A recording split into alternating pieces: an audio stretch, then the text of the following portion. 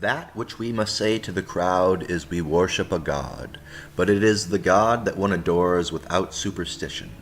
To you, Sovereign Grand Inspector General, we say this, that you may repeat it to the brethren of the 32nd, 31st, and 30th degrees. The Masonic religion should be, by all of us initiates of the high degrees, maintained in the purity of the Luciferian doctrine. If Lucifer were not God, would Adonai, whose deeds prove his cruelty, purify in hatred of man, barbarism, and repulsion for science? Would Adonai and his priests calumniate or falsely represent him being Lucifer in this case? Yes, Lucifer is God, and unfortunately Adonai is also God. For the eternal law is that there is no light without shade, no beauty without ugliness, no white without black. For the absolute can only exist as two gods, darkness being necessary to the statue and the brake to the locomotive. Thus the doctrine of Satanism is a heresy, and the true and pure philosophical religion is the belief in Lucifer, the equal of Adonai. But Lucifer, God of light and God of good, is struggling for humanity against Adonai, the God of darkness and evil. Taken out of his book, Morals of Dogma, it's Abert Pike, the 33rd degree Freemason, the Confederate general in the Civil War, and the founder of the KKK.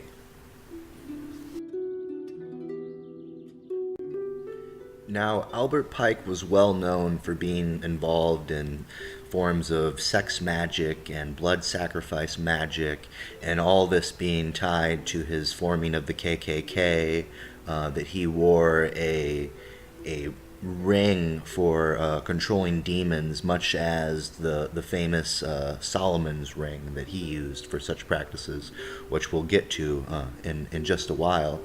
But truly, this Abert Pike was a monster of a man. And so, by these very, very large statements made about Freemasonry, and the heights of Freemasonry being truly the worship of Satan as Lucifer, we have to really look at things from a perspective of how much do these current high levels of Freemasonry acknowledge Abert Pike as somebody who speaks the truth, as not just some crazy crackpot that lived 150 years ago. And so that's what we're going to look into next, is just the validation that Abert Pike, making these claims, is someone that we should believe, that we should listen to, and move forward on what he has said. So now let us look into that. Due to his involvement in actions in the Civil War, Abert Pike was tried for treason and sentenced to life in prison under Abraham Lincoln's administration. Shortly later, however, Lincoln was assassinated, and his successor, Andrew Johnson, immediately pardoned Abert Pike and erected the statue of him in Washington, D.C.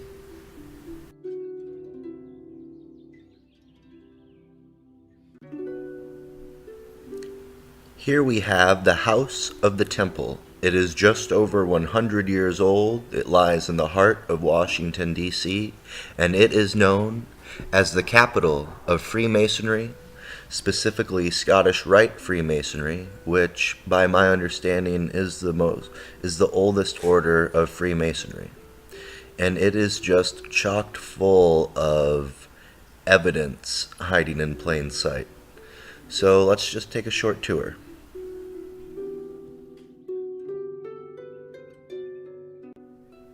Here we have what is known as the Grand Entrance Staircase, and the first man that is shown to you here, the statue in the capital of Freemasonry, shown to you as a representation of the first Mason you see as you walk in, is none other than Abert Pike.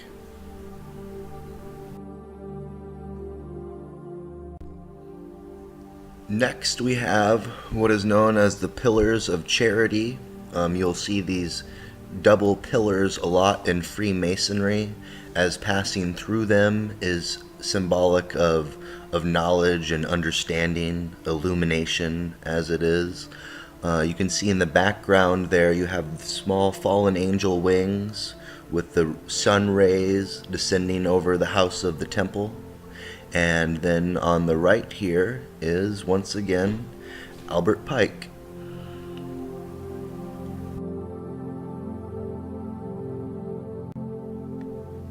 Here we will make our last stop concerning Abert Pike in the Abert Pike Memorial Library, where you can find his book Morals of Dogma, from which we quoted that the highest degrees of Masons knowingly worship Satan as his former form of Lucifer and refer to him as the Lord of Light, being the true God over the true Christian God Adonai, which they refer to as the God of darkness and evil.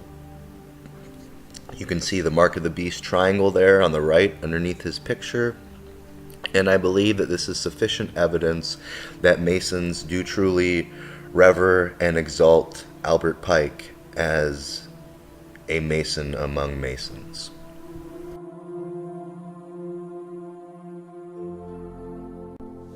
Our final stop then in the House of the Temple is the Grand Ritual Room. You can see to the right above the throne the fallen angel wings, and then above that the sun's rays. To the left, again, the fallen angel wings, and on both sides you have the double pillars, which we covered as passing through them being a signs of knowledge and illumination. In the middle of the room, you will find an old Canaanite sacrifice altar, and directly above that, you will find a skylight. And you can see that on all four sides you have the fallen angel symbol. And this is actually referred to as the seat of Satan. So there you have it. That's a short tour of the House of the Temple, the capital of Freemasonry, and a little bit of insight as to the true, what Freemasonry is all about. It's plain and simple. People will argue and defend it all day long, but it's right out in plain sight for anyone that has eyes to see and ears to hear and wants to pull their head out of the sand and look. It's right there.